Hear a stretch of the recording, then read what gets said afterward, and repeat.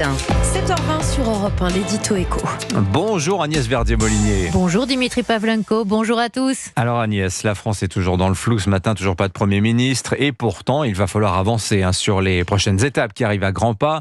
Dépôt du budget à l'Assemblée le 1er octobre. Alors vu le niveau de déficit de la France, les enjeux Agnès sont absolument colossaux et la vieille ritournelle, taxer les plus riches, les entreprises, les profits, revient en force.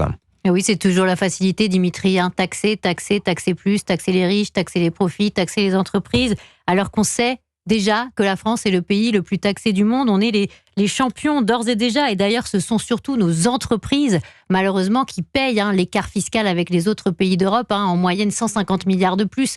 C'est un énorme boulet que traînent nos entreprises, donc on n'a pas de marge de manœuvre. Et quand on regarde le détail des propositions du nouveau Front populaire sur leurs augmentations d'impôts, on voit que même sur les ménages, ce serait 20% d'augmentation d'impôts pour les ménages supplémentaires. C'est absolument pas finançable. Et puis quand on voit aussi qu'ils proposent au-delà de 12 millions d'euros sur les successions de taxer à 100%, ça veut dire que l'État prendrait tout, surtout sur des successions entrepreneuriales qui sont les plus grosses. Et ça veut dire quoi ? Ça veut dire qu'on dit aux entreprises de France, partez, quittez la France ?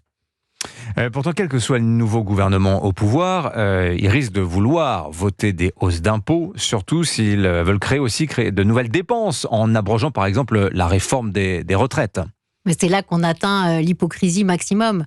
Qui croit vraiment qu'on pourrait abroger la réforme des retraites, générer 50 milliards de dépenses de plus par an, un coût gigantesque pour nos finances publiques, et en face, voter l'équivalent en prélèvement obligatoire, et que ça, ce serait voté par les autres partis à l'Assemblée nationale, qu'il n'y aurait pas de motion de censure, que le gouvernement ne tomberait pas. Mais c'est totalement illusoire.